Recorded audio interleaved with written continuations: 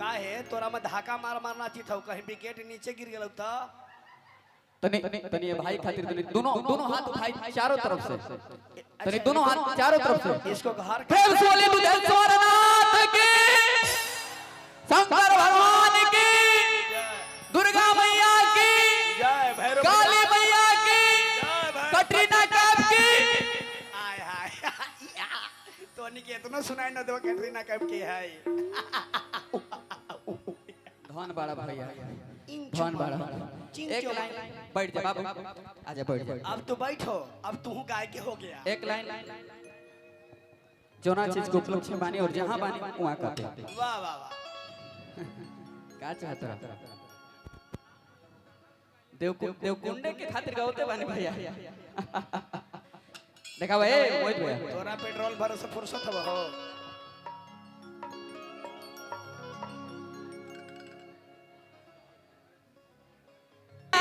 रामचंद्र जिया जिया कि पटना से कांवर लेके कि चलो ले सिया रामचंद्र कि जलवा देव कुंडे में चढ़ी ए रघुनंदन हरि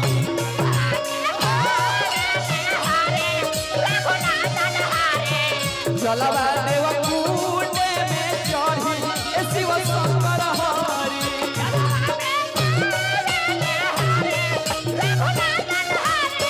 पटना से कांवर लेके चलल राजा रामचंद्र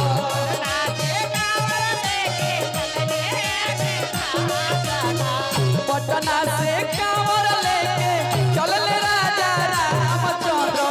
जलवा देव कुंडे में चढ़ी ए रघुनंदन हरि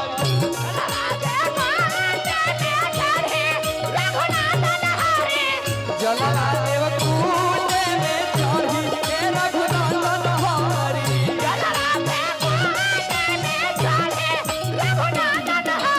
आदरणीय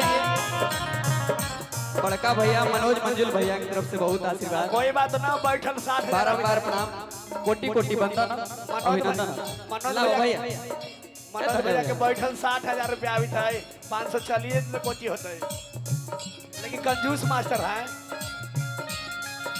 वाह वाह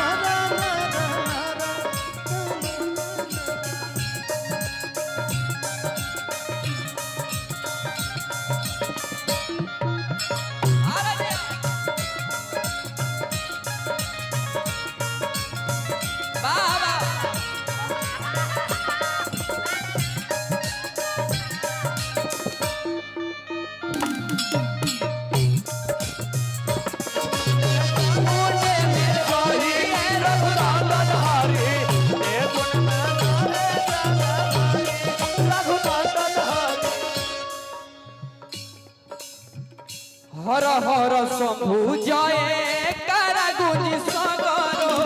हरे हरे शंभु जय हर हर शंभु जयकारा गुंजी सगरी गह गह करतावे बुद्धेश्वरनाथ के नगरी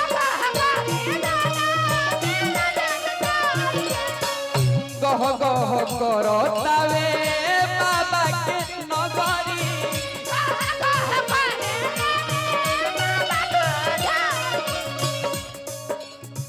देखी है मुकुंद झर झर अमरी नगरी है हो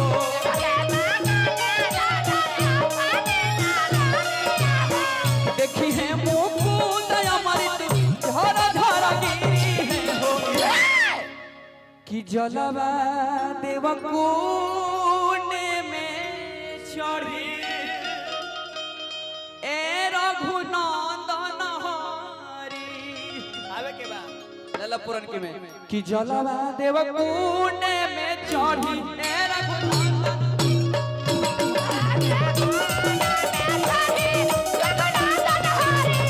जलवा देव कुंड में चढ़ी ए रघुनंदन हरि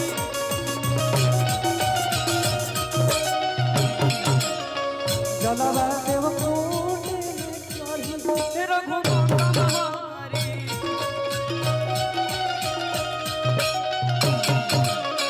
जलवा देव पुण्य में चढ़ी रघुनंदन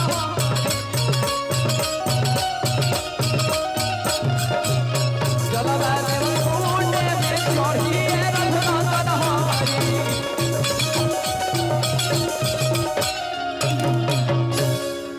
कि जलवा देव पुण्य में चढ़ी रघुनंदन हरि। जय हो जय हो। इसरा जहां मंच पर उपस्थित बनी स्वागत।